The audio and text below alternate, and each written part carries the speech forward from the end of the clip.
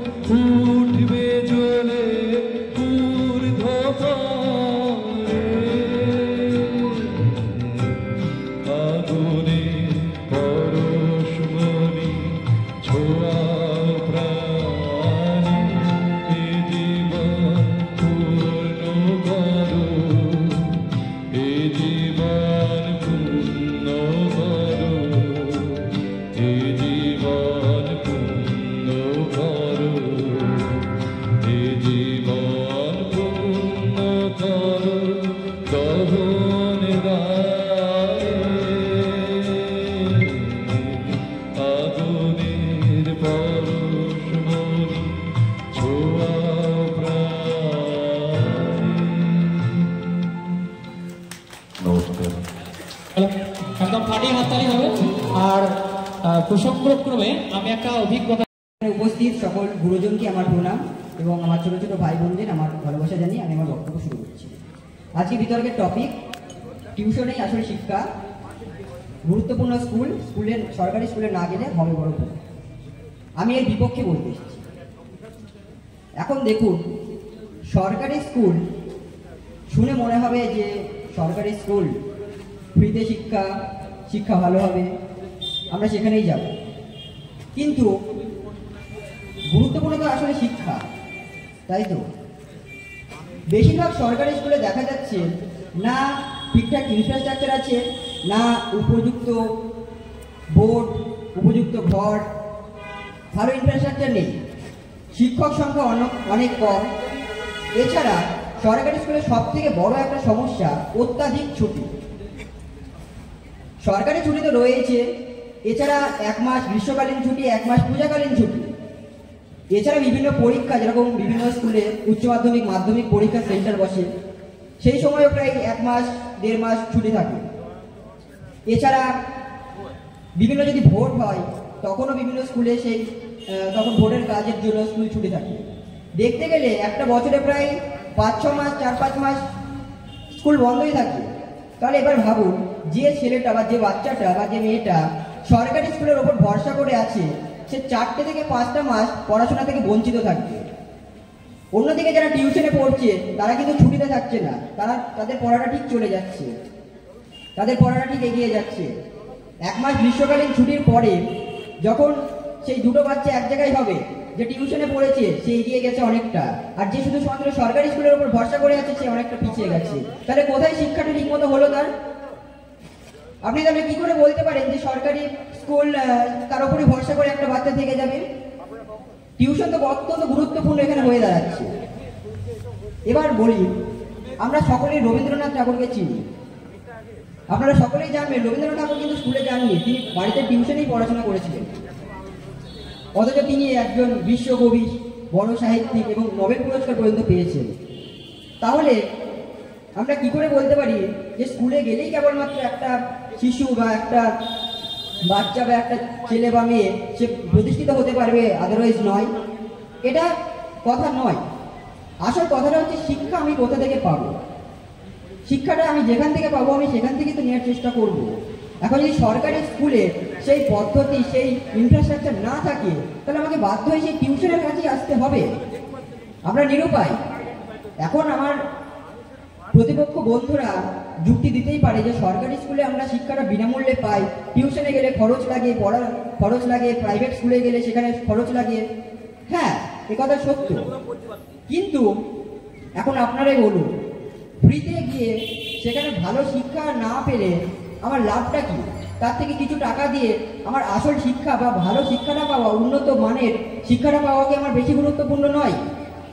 প্রশ্ন এটা নয় যে সরকারি স্কুলেই যেতে হবে, প্রশ্ন এটা, যখন আমরা এটা নিয়ে তর্ক করবো যে কেন সরকারি স্কুলে যাওয়াটা এখনো সেই উচিত, মানে সেরকম ভাবে এখনো সরকারি স্কুলের পদ্ধতিগুলোতে কোথায় ভুল আছে, কোথায় খামতি আছে, সেগুলো আমরা যতক্ষণ না পর্যন্ত বিতর্কের মাধ্যমে আমরা কথা না তুলবো, ততক্ষণ তো আমরা সরকারি স্কুলে উন্নত ঘটাতে পারবো না।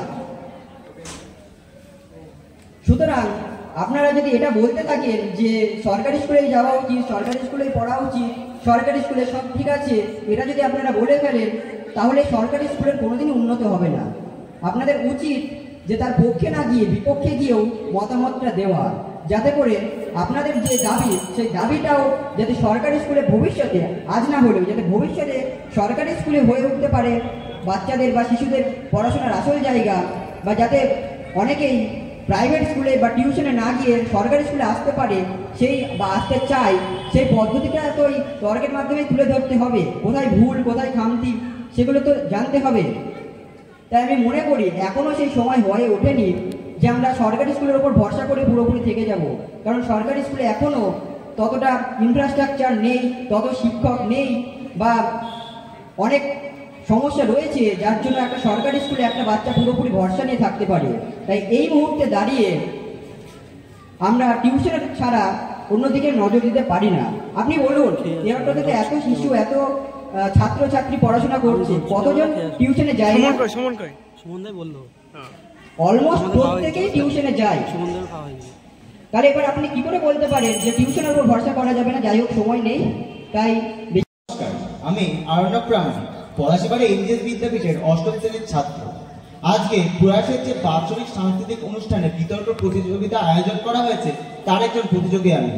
আজকে বিতর্কের বিষয়বস্তু টিউশনেও আসলে রেজাল্ট, গুরুত্বপূর্ণ স্কুল, সরকারি স্কুলে না গেলে হবে বড় ভুল। আজকে আমি এই বিতর্কে সরকারি স্কুলের প্রতিনিধিত্ব করতে এসেছি, অর্থাৎ আজকের এই বিতর্কের পক্ষে বলতে আমি শুধুমাত্র ইচ্ছুক নয়, আমি দায়বদ্ধ। আমরা সকলে জানি যে আমাদের এই ভারতবর্ষ একটি সমাজতান্ত্রিক রাষ্ট্র, সেখানে সকলের সমান অধিকার রয়েছে। আর যদি কেউ সেই অধিকার থেকে বঞ্চিত হয়, রাষ্ট্র দায়বদ্ধ তাকে সেই অধিকার ফিরিয়ে দিতে। এই অধিকার শুধুমাত্র সমাজ বা অর্থনীতিতে টিকে নেই, শিক্ষানীতিতেও বহাল। ভারতীয় সংবিধানের 12 থেকে 35 নম্বর অনুচ্ছেদে শিক্ষার গুরুত্বপূর্ণ দিকগুলো বর্ণিত রয়েছে। আর সেই গুরুত্বপূর্ণ দিকগুলোকে মাথায় রেখে সার্বিকভাবে আমাদের শিক্ষা প্রদান করতে পারে সরকারি স্কুল। শুধুমাত্র ভারত সরকার নয়, গোটা ইউনেস্কো কর্তৃক স্বীকৃত যে 6 থেকে 14 বছরের বাচ্চাদের শিক্ষা প্রদান করা। আমার প্রশ্ন রইল যে কোন বেসরকারি স্কুল এই সমস্ত মৌলিক অধিকারগুলোকে স্বীকৃত রেখে আমাদের শিক্ষা প্রদান করতে পারবে? আমার বিরোধী পক্ষের বক্তারা হয়তো বেসরকারি প্রাইমারি স্কুলের কথা তুলবেন, কিন্তু আমি তাদের বলতে চাই সেই স্কুলে পাশ করার পর তাদের উচ্চশিক্ষার জন্য সেই সরকারি স্কুলে ভর্তি হতে হবে। এবার আসি অর্থনীতির কথাতে। আমরা সকলেই জানি যে বেসরকারি স্কুলে মাসের পর মাস কত টাকা করে গুনে নেওয়া হয়, কিন্তু সরকারি স্কুলে মাসিক মাইনে তো নেওয়াই হয় না, বরঞ্চ তাদের বিভিন্ন বৃত্তির সুযোগ করে দেওয়া হয়। আমাদের দেশে প্রায় 25% মানুষ দরিদ্রতায় বসবাস করে। সেই সব দরিদ্র মেধাবী ছাত্রছাত্রীদের জন্য শিক্ষার আলো করে দিয়েছে এই সরকারি স্কুল। সংস্কৃতে একটা কথা আছে, ছাত্রানাং অধ্যয়নং তপঃ, অর্থাৎ ছাত্রদের অধ্যয়ন করায় তপস্যা। এই অধ্যয়ন হলো এমন এক তপস্যা যার মাধ্যমে ছাত্রছাত্রীদের পূর্ণাঙ্গ বিকাশ ঘটানো হয়। তার জন্য পূর্ণাঙ্গ বিকাশ করার জন্য সরকারি স্কুলে গতানুগতিক শিক্ষা বাদ দিয়ে তাদের শারীরিক শিক্ষার ক্লাস নেওয়া হয়, তাদের শরীরচর্চার জন্য কর্মশিক্ষার ক্লাসের মাধ্যমে সৃজনশীলতা এবং বিভিন্ন ইন্টার স্কুল কম্পিটিশন এবং স্পোর্টস কম্পিটিশনের মাধ্যমে তাদের বন্ধুত্বপূর্ণ ও প্রতিযোগী মনোভাব গড়ে তুলে তাদের পূর্ণাঙ্গ বিকাশ ঘটানো হয়।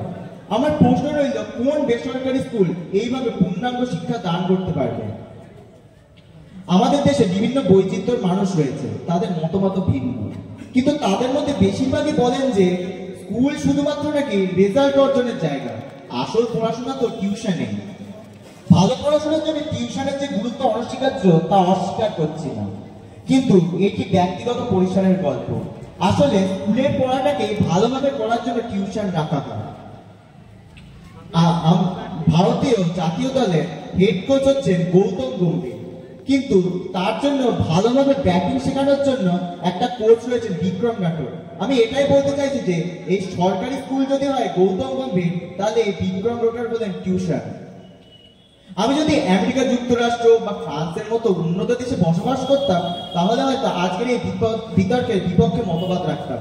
কিন্তু যেহেতু আমি পৃথিবীর তৃতীয় উন্নয়নশীল দেশ ভারতে বসবাস করি, তাই জন্য শুধুমাত্র প্রতিযোগিতায় টিকে থাকতে নয়, যুক্তিগ্রাহ্যতার দিক থেকে এবং সমস্ত দিক বিবেচনা করে আমি আজকে এই বিতর্কের পক্ষে মতবাদ রাখতাম। আমি আশা করি আমার বিপক্ষ দলের বন্ধুগণ এই প্রতিযোগিতা শেষে আমার সাথে সহমত হবেন এই যে তাদের মনে সরকারি স্কুলের শিক্ষক শিক্ষিকাদের জন্য যেমন সম্মান রয়েছে, তেমনই রয়েছে টিউশনের শিক্ষক শিক্ষিকার প্রতি। নমস্কার। আজকে বিতর্ক প্রতিযোগিতার বিষয় হলো টিউশনে আসলে রেজাল্ট, গুরুত্বপূর্ণ স্কুল, সরকারি স্কুলে না গেলে হবে বড় ভুল। আমি এই কথাটিকে সম্পূর্ণভাবে সমর্থন করছি। আমি এর সপক্ষে বলছি। প্রত্যেক অভিভাবক চায় যে তাদের সন্তান ভালো রেজাল্ট করুক, প্রথম অথবা দ্বিতীয় হোক। এই কারণে বেশিরভাগ অভিভাবকদের মধ্যে শুরু হয়ে যায় তাদের সন্তানদের প্রথম বা দ্বিতীয় করার প্রতিযোগিতা। এই কারণে তাদের বিভিন্ন জায়গায় টিউশনে ভর্তি করা হয়। মাঝে মাঝে দেখা যায় কিছু ছাত্র বিকালবেলায় টিউশন পড়তে যাচ্ছে, যখন তাদের বন্ধু সহপাঠীরা মাঠে খেলা করে। এর ফলে তারা মানসিক ও শারীরিক দুই দিক থেকে বিপর্যস্ত হয়ে পড়ে। মাস্টার মশাইয়ের হোমওয়ার্ক করতে গিয়ে তারা খেলাধুলার সময় পায় না। আবার কোনো সময় দেখা যায় একজন শিক্ষক বা টিউশন শিক্ষক বা শিক্ষিকা অনেকগুলি ব্যাচ পড়ান, ফলে ছাত্রছাত্রীদের সপ্তাহে একদিন বা দুদিন স্কুল কামাই করে টিউশন যেতে হয়। ফলে তারা স্কুলের প্রকৃত শিক্ষা পায় না। আপনাদের কাছে আমার একটি প্রশ্ন, ফার্স্ট সেকেন্ড হওয়া বেশি গুরুত্বপূর্ণ না সামাজিক হওয়া বেশি গুরুত্বপূর্ণ? আমার মতে সামাজিক হওয়া বেশি গুরুত্বপূর্ণ, যাতে সে সমাজের সকল শ্রেণী মানুষের সঙ্গে মানিয়ে চলতে পারে। পড়াশোনার বাইরে এই বৃহৎ জগতের সম্পর্কে জানা দরকার। স্কুলে তাদের সব কিছু শেখানো হয়, কিন্তু টিউশনে শুধুমাত্র পড়ানো হয়, তাই টিউশনে স্কুলের মতো বেশি পড়ার জন্য মজা আসে না। স্কুলে মিড ডে মিল, খেলাধুলা, পড়াশোনা সব কিছু থাকে, কিন্তু টিউশনে শুধু পড়াশোনা থাকে। এই কারণে ছাত্রছাত্রীরা সরকারি স্কুলে না গেলে বড় ভুল করে। নমস্কার। সকল গুরুজন এবং বিচারক মণ্ডলীকে আমার প্রণাম জানিয়ে আমি আজকে বিতর্কের বিষয় টিউশনেও আসলে রেজাল্ট গুরুত্বপূর্ণ, স্কুল সরকারি স্কুলে না গেলে হবে বড় ভুল, এই বিষয়টিকে আমি সমর্থন জানাতে পারছি না।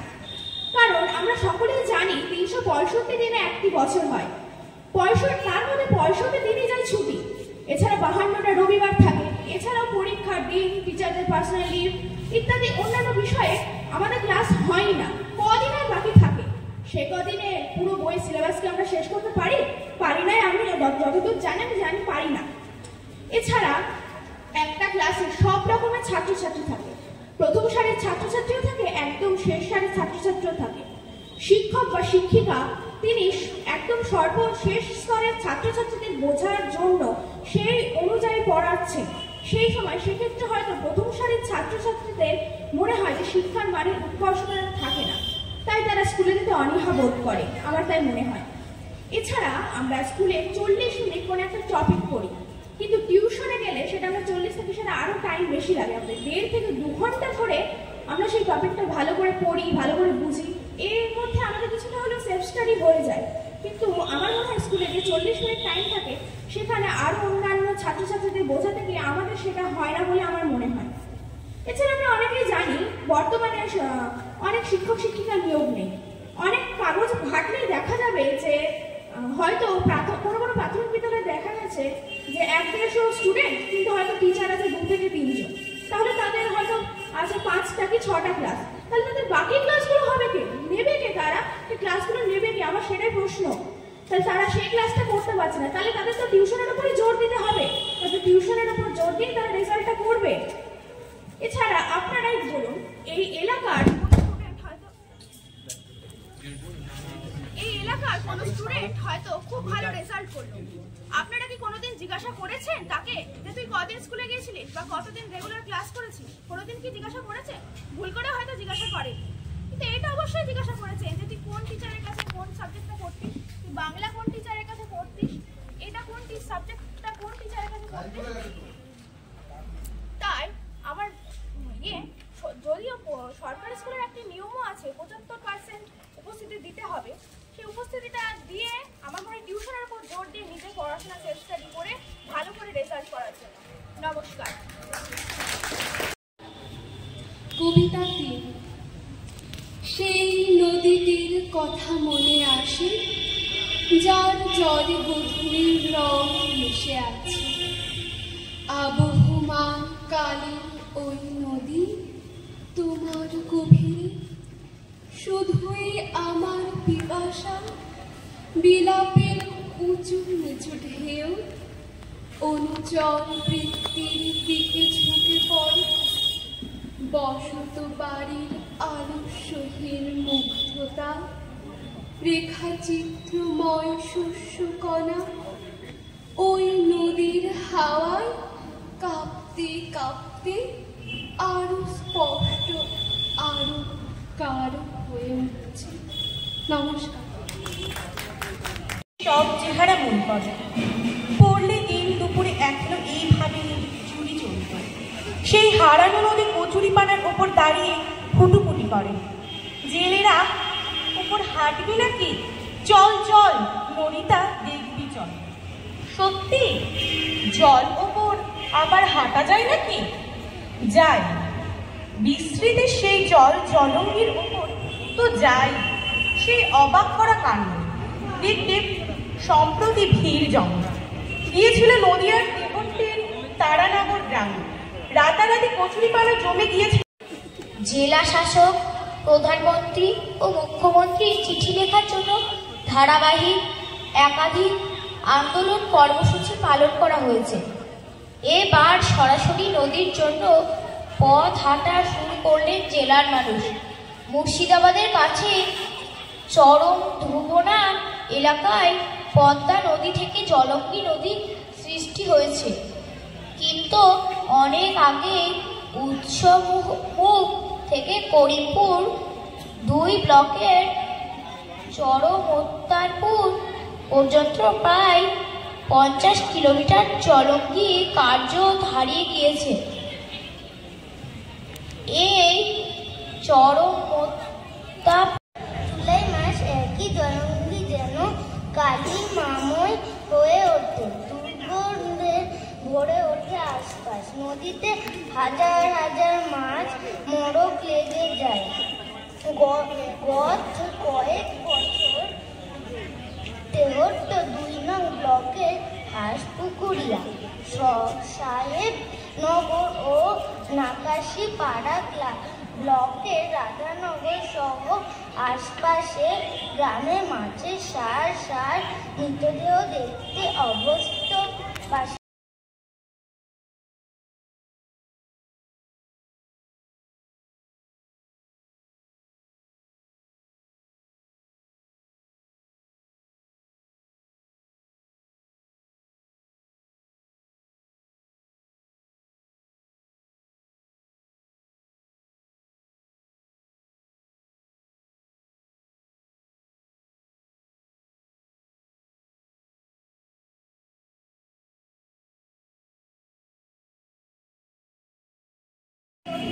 প্রয়োজনীয় সমীক্ষা কাজও শুরু হয়েছে। সমাজ মাধ্যমে ছবি শেয়ার করে খুব সুখবর দিলেন কৃষ্ণনগরের সংসদ মহুয়া মিত্র। জলঙ্গির উপর একটি পাকা সেতু গড়ার প্রস্তাব দিয়েছেন মহুয়া। মাঝে থেকে অবশেষে ধরা পড়ল বিশালাকার কুমির। গত কয়েকদিন ধরেই জলঙ্গি নদীতে কুমিরের দর্শন মিলেছিল। নদীর জলে একাধিকবার মুখ উঁচিয়ে ঘুরতে দেখা গিয়েছে কুমিরটিকে। গতকাল সকালেও কৃষ্ণনগরের ষষ্ঠীতলার ঘাটে কুমিরের দর্শন মিলেছিল। শেষে একদিন দুপুরে বন দফতরের উদ্যোগে জলঙ্গি নদী থেকে উদ্ধার করা হয় বিশালাকার ওই কুমিরটিকে। উল্লেখ্য, গত কয়েকদিনে বারবার জলঙ্গি নদী থেকে এই কুমিরের দেখা মেলায় আতঙ্ক ছড়িয়েছিল এলাকার মানুষজনের মধ্যে। ভয়ে নদীর জলে নামতেও ভয় পাচ্ছিলেন। প্রয়াস অনুষ্ঠানে খবর পাঠে আপনাদের সঙ্গে রয়েছে আমি বর্ণিক বিশ্বাস। দুটো পার এক হতে চাই এবং সেতুর ও প্রয়োজন আছে, কিন্তু মহকুমার উন্নতি হওয়ায় 28 বছর পরেও তেহট্টি জলঙ্গি নদীর ওপর সেতু তৈরি হলো না। 1996 সালে 6 জানুয়ারি তেহট্টি মহকুমায় ঘোষণা করা হয়, কিন্তু খোদ মহকুমায় সদর তেহট্টি থেকে খবর পাঠ করছি আমি সৌরিক মণ্ডল। আজকের বিশেষ খবরটি হলো, প্রতি বছর মুর্শিদাবাদের সুতির খাল থেকে বর্জ্য পদার্থ নেমে এসে মিশছে জলঙ্গিতে। নদিয়ায় সাহেবনগরে মূলত পেঁয়াজ, চিনিকল ও রেশম কাপড় কারখানা থেকে নির্গত হওয়া রাসায়নিক এই বর্জ্য সাহেবনগর, গোপীনাথপুর, পলাশিপাড়ার বহমান জলঙ্গিতে গত কয়েক বছরের তুলনায় খাল, বিল, নদী, নালা জলস্তর নেমে যাচ্ছে হু হু করে। জেলার প্রায় 3টি ব্লকই বর্তমানে বিপজ্জনক সীমার নিচে চলে গিয়েছে। এই পরিস্থিতিতে নদীকে স্বাভাবিক গতিতে ফিরিয়ে আনার লক্ষ্যে পথ হাঁটলেন নদীপ্রেমীরা।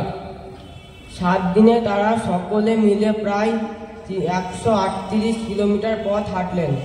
সকলের একটাই দাবি, নদী বাঁচিয়ে মানব সভ্যতাকে রক্ষা করে। জলঙ্গি নদীতে হঠাৎ দেখা মিলছে ইলিশের, এমনই দাবি মত জীবীদের মৎস্যজীবী সম্পত্তি একটি ভিডিও ভাইরাল হয়েছে, যেখানে দেখা যাচ্ছে এক মৎস্যজীবী জলঙ্গি নদীতে জাল ফেলার পর সেই জালে উঠে এসেছে একটি হুবহু ইলিশ মাছের মতো দেখতে একটি মাছ।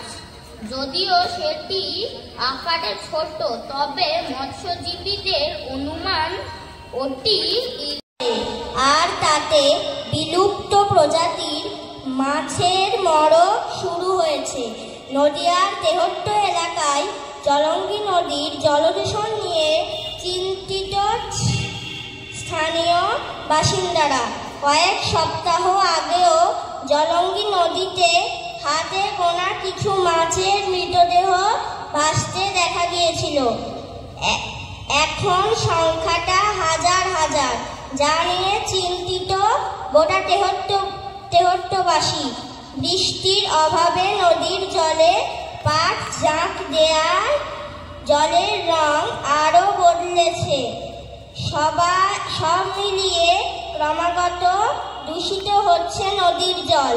স্থানীয় বাসিন্দারা জানিয়েছেন, নদীর প্রবাহ পথে কিছু কিছু জায়গায়, যেমন তারানগর, বছর আগেও টেউটের জলঙ্গি নদীতে মিলিত প্রণাম সাইজের ইলিশ, কিন্তু এসব এখন শুধু স্মৃতি।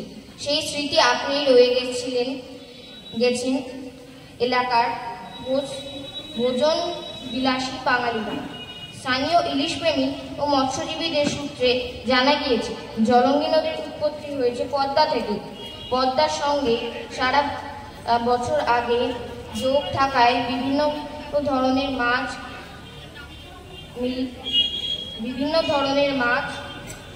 হয়েছে পদ্মা থেকে। পদ্মার সঙ্গে সারা। নমস্কার। কৃষ্ণনগর শিশু উদ্যানে জলঙ্গি নদী সমাজের বার্ষিক অনুষ্ঠানে সচেতনতামূলক এক সভার আয়োজন করা হলো। উক্ত সভায় নদী নিয়ে কর্মরত বিভিন্ন সংগঠন এবং সামাজিক কর্মীরা যোগদান করেন। সবার মূল আলোচ্য বিষয় যায় এই নিয়ে বিস্তারিত আলোচনা করা। গ্রন্থিক মণ্ডল, আমি এখানে একটি খবর পাঠ করতে চলেছি। নদিয়া জেলার প্রাচীন ইতিহাস ভাগীরথী স্রোতের উপর দিয়ে বয়ে চলেছে, আর তাতে খানিক ভাগিদারি নিয়েছে এখনকার আর এক নদী জলঙ্গি। বর্তমানে জলঙ্গি নদী, যার অতীতের নাম ছিল খড়িয়াশিটি, মুর্শিদাবাদে প্রবাহিত পদ্মা থেকে উৎপন্ন হয়ে নদিয়ার পলাশীপাড়া, তেহট্ট, কৃষ্ণনগর শহরের পাশ দিয়ে বয়ে গিয়ে মায়াপুরের কাছে ভাগীরথীতে পড়েছে। যতীন্দ্রমোহন বাগচি তার পল্লীকথা প্রবন্ধে তৎকালীন করিমপুরের মুর্শিদাবাদের কাছে পদ্মা থেকে সৃষ্ট জলঙ্গির 220 কিলোমিটার এই দূরত্ব নির্দিষ্ট পথের অনেক আগে করিমপুরের মুক্তারপুরে প্রায় 48 কিলোমিটার শুকিয়ে গিয়েছে। ভৈরব নদীর জলেই জলঙ্গি এখানে ভরে ওঠে। ঠিক এই জায়গায় রুটি পরিত্রাতা জলঙ্গিকে বাঁচাতে কি ভূমিকা নেওয়া হচ্ছে? প্রশাসনিক কর্তারা বর্তমানে এ নিয়ে সচেতনতার উপর জোর দিচ্ছেন। জলঙ্গির দূষণ নিয়ে নদিয়ার জেলাশাসক বিভু প্রায় গৌরের মতোই দেখতে, অথচ বাস আর চলে। তাই এ পাখির চলতি নাম জলমন। মূলত দক্ষিণ পূর্ব এশিয়ার বাসিন্দায় এই আশ্চর্য সুন্দর পাখির খোঁজ মিলল নদিয়ার তেহট্টে জলঙ্গি নদীর বুকে। এখন চিন্তা একটাই, পাখি শিকারীদের নজর থেকে এদের বাঁচানো যাবে কি করে? সম্প্রতি জলঙ্গি নদীতে জলময়ূর দেখতে পাওয়ার খবর ছড়িয়ে পড়ে স্থানীয় মানুষ, ফটোগ্রাফার ও পরিবেশ কর্মীদের মারফত।